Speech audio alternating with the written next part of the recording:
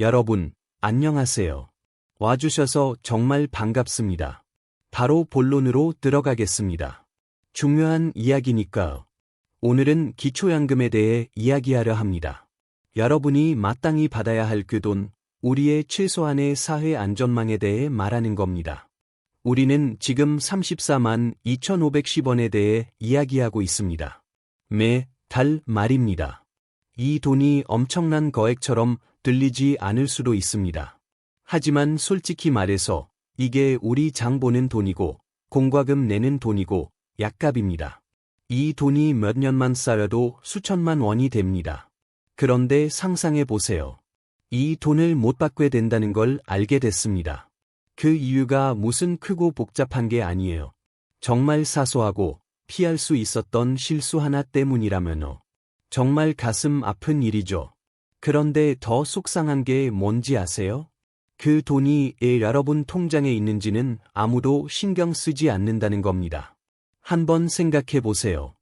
자녀가 뭘 갚느라 잠깐 맡겨둔 돈이었나요? 수십 년 동안 꼬박꼬박 부었던 보험에서 나온 일시금 보험금이었나요? 아니면 드디어 만기가 된 적금이나 예금이었나요? 정부에겐 그 어떤 이유도 중요하지 않습니다. 그냥 정보 한 대 뭉뚱그려서 당신의 돈으로 계산될 뿐입니다. 그리고 이 부분이 정말 뺨을 맞는 것처럼 억울한 지점입니다. 그거 사실 제 돈 아니에요. 아들 대신 잠깐 맡아준 거예요. 병원비로 쓰려던 돈인데요. 이런 해명 전혀 통하지 않습니다. 여러분의 사정을 들어줄 사람은 아무도 없습니다. 그냥 컴퓨터 속 숫자일 뿐이죠. 이건 정말 불공평하게 느껴지는 상황입니다. 내 친구, 내 이웃, 나랑 똑같은 나이의 사람들은 매달 꼬박꼬박 연금을 받는데 나만 아무것도 못 받고 내가 뭘 잘못했지? 하고 자책하게 되는 거죠. 이건 온정으로 돌아가는 시스템이 아닙니다. 철저히 별표, 규칙, 별표로 돌아가는 시스템입니다. 그리고 그 규칙을 아는 것이 모든 차이를 만듭니다. 그래서 오늘 영상에서는 우리가 제대로 알 수 있도록 깊이 파고들어 보겠습니다. 방금 발표된 가장 최신 2025년 업데이트 기준을 가지고 말씀드릴 겁니다. 오늘 다룰 내용은 이렇습니다. 정확한 세 소득 및 재산 기준. 숫자가 바뀌었고 이건 좋은 소식입니다. 여러분을 탈락시키는 9가지 결정적인 실수. 이건 정말 매일같이 사람들이 밟는 지뢰입니다. 그리고 가장 중요한 이 실수들을 바로잡고 연금을 다시 받을 수 있는 방법까지요. 그러니 부디 저와 함께 해주세요. 따뜻한 차 한 잔 혹은 메모장이라도 준비해 주세요. 앞으로의 몇 분이 여러분의 노후를 지키고 마음의 평화를 되찾아 줄 수 있습니다. 그리고 만약 오늘 주제가 여러분에게 중요하다고 생각되신다면, 이 정보가 더 많은 사람에게 알려져야 한다고 생각하신다면 딱 1초만 시간을 내서 좋아요와 구독 버튼을 눌러주세요. 여러분에겐 무료지만 저희에겐 큰 힘이 되고 이런 콘텐츠를 만드는 원동력이 됩니다. 감사합니다. 2025년 기초연금, 무엇이 새로워졌나? 자, 그럼 가장 큰 질문부터 시작해 보겠습니다. 어떤 사람은 연금을 받는데 바로 옆집에 사는 나랑 사정도 비슷해 보이는 사람은 한 푼도 못 받는 걸까요? 모든 건 숫자에 달려 있습니다. 그래서 2025년 새로 나온 기준부터 살펴보겠습니다. 그리고 먼저 좋은 소식부터 전해드릴게요. 지급액이 인상되었습니다. 큰 금액은 아니지만 어쨌든 올랐습니다. 최대 월 지급액이 이제 34만 2,510원입니다. 작년보다 7,700원 올랐네요. 하지만 솔직히 이게 정말 신나는 소식은 아니죠. 진짜 중요한 소식은 이겁니다. 수급 자격 기준선, 즉 정부가 말하는 소득 인정액이 훨씬 더 큰 폭으로 올랐다는 겁니다. 2025년 기준 기초연금을 받으려면 단독 가구는 월 소득 인정액 228만 원 이하여야 합니다. 부부 가구, 배우자와 함께 는 월 소득 인정액 364만 8천 원 이하여야 합니다. 이거 정말 큰 변화입니다. 단독 가구 기준선만 해도 15만 원이나 올랐으니까요. 이게 여러분에게 정말 뭘 의미할까요? 만약 작년에 신청했다가 정말 아슬아슬하게 그 기준 초과라는 가슴 아픈 탈락 통지서를 받으셨다면 이제 여러분에게 파란 불이 켜졌다는 뜻입니다. 시스템이 여러분에게 별표 다시 신청하세요 별표라고 말하고 있는 겁니다. 작년에는 5만 원 차이로 기준을 넘었을지 몰라도 이 새로운 더 높아진 기준선 아래에서는 오히려 10만 원이나 여유가 생겼을 수도 있습니다. 이번에는 충분히 자격이 될 수 있다는 거죠. 하지만이 있습니다. 여전히 조심해야 합니다. 새로운 기준이라도 단돈 1만 원이라도 초과하면 여전히 100% 탈락입니다. 아주 냉정한 기준선이죠. 좋은 소식이 하나 더 있습니다. 특히 아직 일을 조금씩 하고 계신 분들에게요. 근로소득 공제액이 112만 원으로 올랐습니다. 이 말은 만약 여러분이 생계를 위해 파트타임 일을 해서 월 300만 원을 번다고 해도 정부가 그 300만 원을 다 계산하지 않는다는 겁니다. 먼저 112만 원을 빼고 남은 금액에서 또 30%를 추가로 공제합니다. 간단히 말해서 이제 작은 직업이 있더라도 기초연금 자격을 갖추기가 더 쉬워졌다는 겁니다. 정부가 드디어 사람들이 일을 해야만 하고 동시에 지원도 필요하다는 걸 인정하기 시작한 거죠. 소득 인정액이라는 함정. 자, 이제 이 모든 이야기의 가장 중요하고 또 가장 헷갈리는 부분에 왔습니다. 거의 모든 분이 빠지는 함정입니다. 사람들이 저지르는 첫 번째 실수가 바로 이겁니다. 나는 은퇴했어. 직업도 없어. 소득 0원이야. 당연히 자격되겠지. 하지만 정부는 여러분의 월급만 보지 않습니다. 이걸 반드시 이해하셔야 합니다. 정부는 여러분의 모든 별표 재산 별표를 봅니다. 여러분의 예금 통장, 전세 보증금, 집, 자동차. 이 모든 것을 복잡한 공식에 넣고 돌려서 월소득으로 환산해 버립니다. 이것이 바로 별표 소득 인정액 별표입니다. 이건 유령 소득이에요. 여러분이 실제로 벌지 않는 돈인데도 정부는 이 계산을 위해서 여러분이 그만큼 번다고 가정해 버리는 겁니다. 확실한 예를 하나 들어 드릴게요. 여러분이 직업도 소득도 전혀 없다고 해보죠. 하지만 평생 열심히 저축하셨어요. 그래서 통장에 1억 원이 있습니다. 여러분의 노후 자금이죠. 절대 손대지 않는 돈입니다. 정부는 이걸 이렇게 봅니다. 1. 먼저 기본 공제를 해줍니다. 예를 들어 2천만 원이라고 하죠. 2. 그럼 8천만 원이 남습니다. 3. 이 8천만 원의 이자율, 예를 들어 란 4%를 적용하고 이걸 다시 12개월로 나눕니다. 그러면 갑자기 여러분이 절대 손대지 않는 그 8천만 원의 노후 자금이 매달 별표 약 26만 6천 원의 새로운 소득 별표로 취급됩니다. 말도 안 되죠. 하지만 이게 그들의 계산 방식입니다. 그래서 정부의 논리는 이겁니다. 아, 은행에 1억이나 있으시네요. 부유하시군요. 아무것도 없는 분들보다는 저희 도움이 덜 필요하시겠네요. 이건 정말 잔인하고 냉정한 계산법입니다.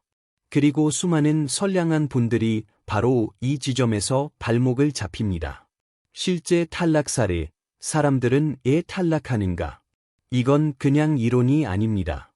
제가 실제로 본 2가지 사례를 말씀드릴게요. 사례 1. 전세 보증금에 함정한 어머님이 저를 찾아오셨는데 완전히 넋이 나간 표정이셨어요. 눈물을 흘리면서 나는 집도 없어. 직업도 차도 없고 자식들한테 용돈도 안 받아요. 정말 아무것도 없는데 왜 탈락한 거죠? 제가 서류를 살펴봤죠. 답은 거기 있었습니다. 바로 그녀의 별표 1억 2천만 원짜리 전세 보증금 별표였습니다. 그 돈은 집주인에게 묶여있고 만질 수도 쓸 수도 없는 돈이지만 정부는 그걸 1억 2천만 원짜리 거대한 자산으로 봅니다. 지역별 공제를 적용하긴 하지만 남은 금액이 뿅 하고 거대한 월 소득으로 환산되어 버렸고 그렇게 탈락하셨습니다. 정말 망연자실해하셨죠. 사례 2. 작은 소득들의 함정 다른 아버님과도 상담을 했는데요. 작은 방 하나를 세줘서 월 50만 원 정도의 임대 수입이 있으셨고 예금으로 약 7천만 원이 있으셨어요. 이 두 가지 모두 각각 놓고 보면 큰일처럼 보이지 않았죠. 본인도 기준보다 한참 아래라고 생각하셨고 하지만 정부는 계산기를 두드렸죠. 월 50만 원의 임대 수입 그리고 7천만 원의 예금을 소득 인정액으로 환산했습니다. 그리고 이 두 숫자를 더했죠. 그렇게 합산된 총액이 정말 아슬아슬하게 기준을 넘어버렸습니다. 탈락이었죠. 그리고 여기 결정타가 있습니다. 이게 정말 많은 좌절과 부부싸움을 유발하는 지점인데요. 정부는 여러분의 가구 전체를 본다는 겁니다. 여러분 본인은 소득 0원, 예금 0원, 아무것도 없을 수 있어요. 하지만 같이 사는 배우자께서 아직 작은 일을 하시거나 본인 명의의 예금이 있거나 작은 연금이 있다면 그 모든 것이 하나로 합산되어 계산됩니다. 이게 바로 수많은 분이 나는 당연히 자격돼 라고 확신했다가 그 차가운 탈락 통지서를 받고 많은 이유입니다. 배우자의 자산을 미처 계산하지 못했던 거죠. 연금을 날려버리는 9가지 결정적 실수. 자, 이제 이게 얼마나 복잡해질 수 있는지 아시겠죠? 하지만 진실은 대부분의 탈락이 이런 복잡한 상황 때문이 아니라는 겁니다. 아주 별표 단순하고 일상적이며 피할 수 있었던 실수 별표들 때문입니다. 지금부터 말씀드릴 내용을 정말 귀 기울여 들어주세요. 이 9가지 목록을 보시면서 스스로에게 정직하게 물어보세요. 혹시 내 얘기인가? 하고 만약 이 중 하나라도 하고 계시다면 정말 조심하셔야 합니다. 실수 1. 가족 간에 잠깐 이체 아들이 전화가 와서 급하다고 500만 원만 보내달래요. 좋은 부모니까 보내주시죠. 그리고 2주 뒤에 아들이 다시 갚았습니다. 문제될 거 없겠죠? 틀렸습니다. 정부는 잠깐이라는 걸 보지 않습니다. 은행 기록에는 그냥 500만 원 이체라고 찍힐 뿐입니다. 그들은 이걸 증여 또는 자산 이동으로 봅니다. 이제 이건 여러분의 영구적인 기록으로 남고 불리하게 작용할 수 있습니다. 실수 2. 차명, 계좌 이건 정말 똑똑한 방법이라고 생각들 하시죠. 내 예금을 그냥 딸 이름으로 넣어두면 걔네가 절대 모르겠지, 압니다. 혹은 알아낼 방법이 있습니다. 입금도 여러분이 하고 나중에 그 돈을 찾는 것도 여러분이라면 그 돈이 실제 누구의 것인지는 명백하죠. 이건 여러분의 금융자산으로 간주됩니다. 만약 적발되면 연금 전액이 삭감될 수도 있습니다. 실수 3. 가족에게 부동산 헐값에 넘기기 작은 아파트가 있는데 자녀에게 물려주고 싶으세요. 그래서 시세보다 훨씬 싼 값에 매매한 것처럼 꾸미시죠. 이건 이중으로 실수하시는 겁니다. 첫째, 세무서에서 그 차액을 증여로 보고 막대한 증여세를 부과할 수 있습니다. 둘째, 연금공단에서는 여러분이 무슨 짓을 했는지 정확히 봅니다. 주요 자산을 은닉하려 한 거죠. 이건 아주 큰 위험 신호입니다. 실수 4. 유령 사업자 등록 이거 정말 흔한 경우입니다. 10년 전에 작은 가게를 하셨거나 프리랜서로 등록하셨어. 가게는 문 닫았는데 세무서에 가서 폐업 신고 서류를 정식으로 내지 않으셨죠. 정부가 보기에는 그 사업은 여전히 운영 중입니다. 시스템은 여러분이 실제로는 0원을 벌고 있어도 여전히 추정소득을 벌고 있다고 가정합니다. 반드시 폐업 신고를 하셔야 합니다. 실수 5. 고급 자동차 2025년 최신 업데이트 집중해 주세요. 이게 방금 바뀌었습니다. 예전에 그 혼란스럽던 배기량 기준 없어졌습니다. 이제 아주 간단해졌습니다. 여러분 차의 현재 차량 가액이 4천만 원이 넘으면 그건 고급 자동차로 분류됩니다. 그리고 이게 잔인한 부분입니다. 그 차량 가액 별표 전액 별표 이 여러분의 자산 계산에 포함됩니다. 일부가 아니라요.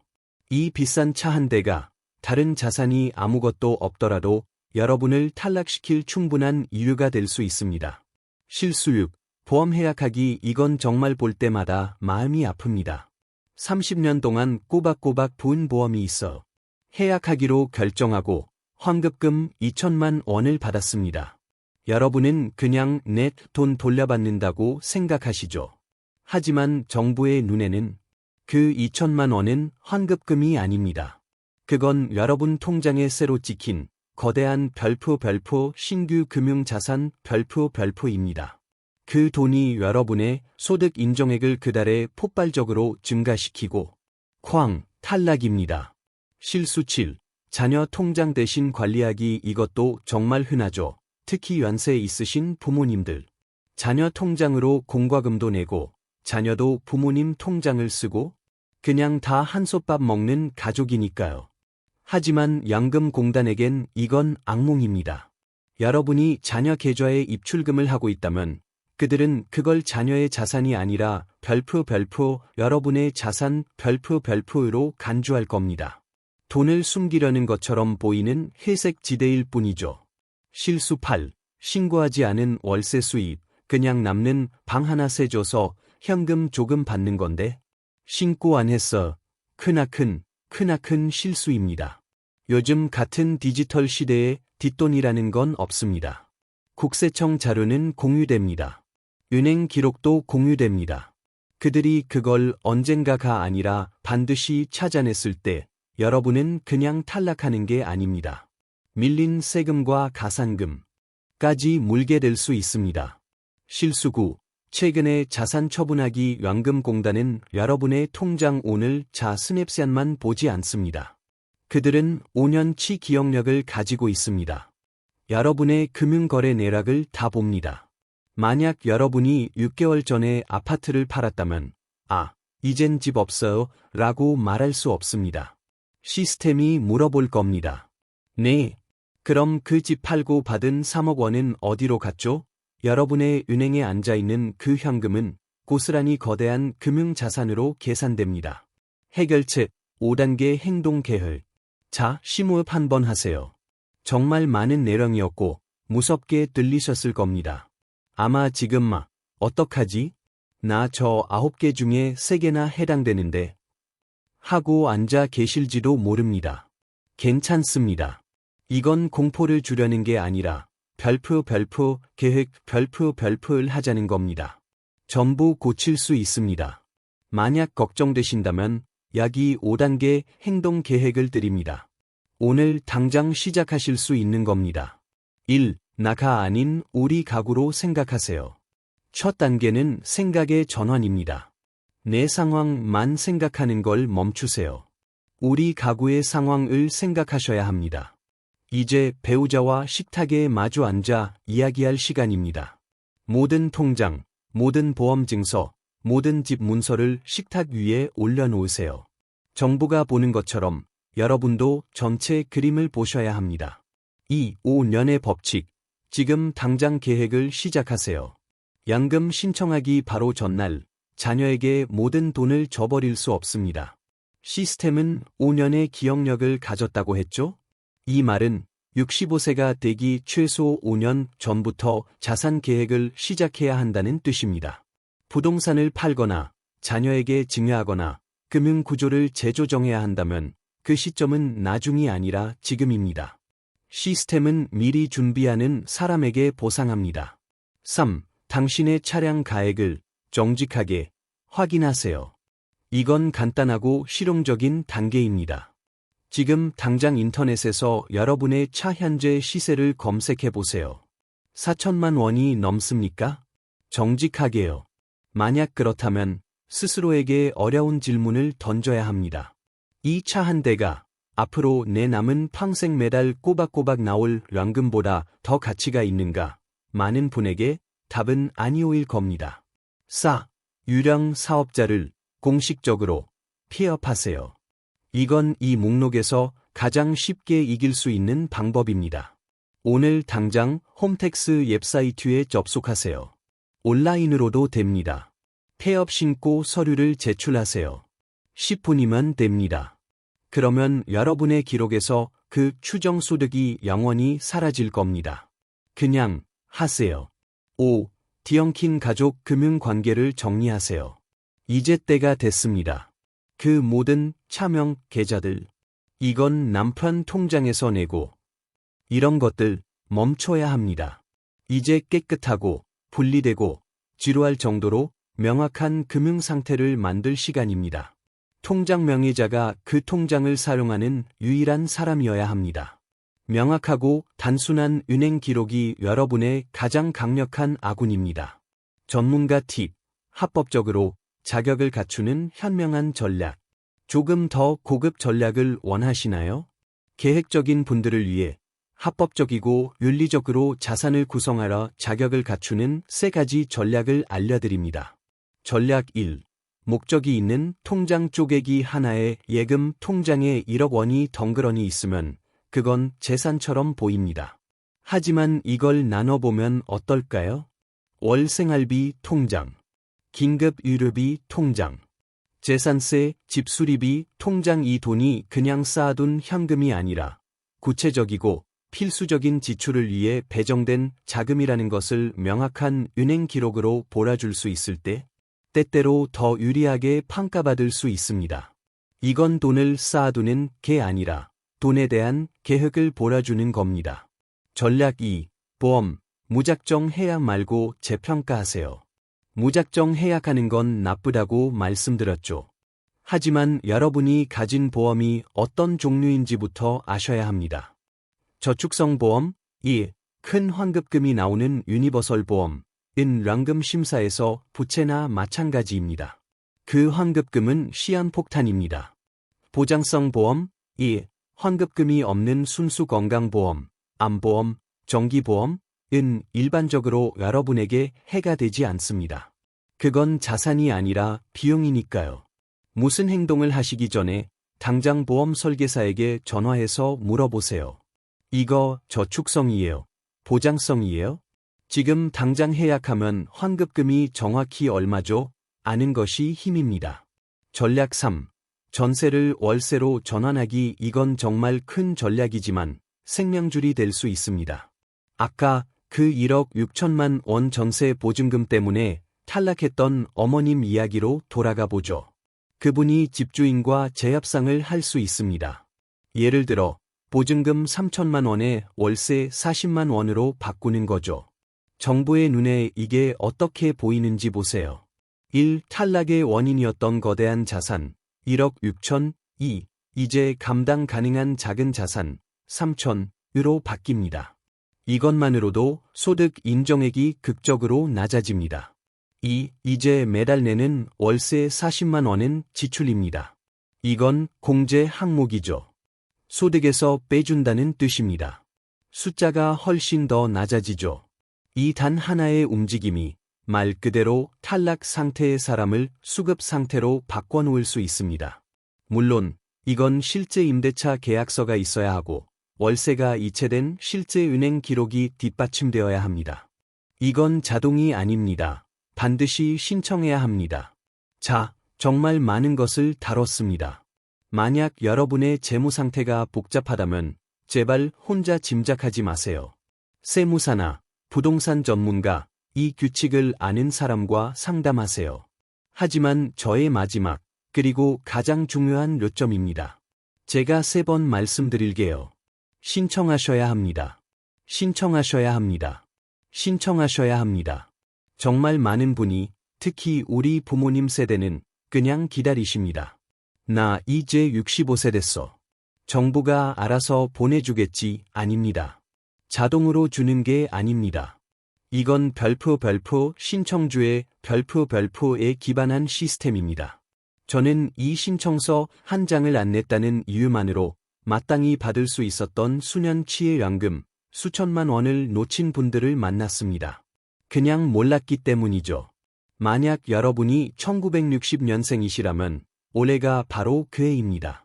생일이 속한 달의 한 달 전부터 신청할 수 있습니다.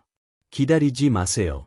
가까운 별표 주민센터, 행정복지센터, 별표 나 국민연금공단, NPS, 지사로 가시면 됩니다. 그냥 걸어 들어가서 말씀하세요. 기초연금 신청하러 왔습니다. 최악의 경우가 뭘까요? 안 된다고 하겠죠. 하지만 만약 안 된다고 하면 왜 안 되는지 정확히 적힌 종이를 줄 겁니다. 그게 여러분의 차 때문인지, 예금 때문인지, 아니면 배우자의 소득 때문인지 알게 되겠죠. 그러면 뭘 고쳐야 할지 정확히 알게 되는 겁니다. 아무것도 못 받는 유일하고 확실한 방법은 바로 아무것도 하지 않는 것입니다. 기초연금 넘어 꼭 확인해야 할 4가지 다른 제도들. 자, 많은 분이 무슨 생각하시는지 압니다. 받는다고 해도 34만 원? 그걸로는 부족한데 맞습니다. 많은 분에게 그건 그냥 시작점일 뿐입니다. 좋은 소식은 이게 유일한 제도가 아니라는 겁니다. 만약 힘든 상황에 계시다면 이것들도 꼭 확인해 보셔야 합니다.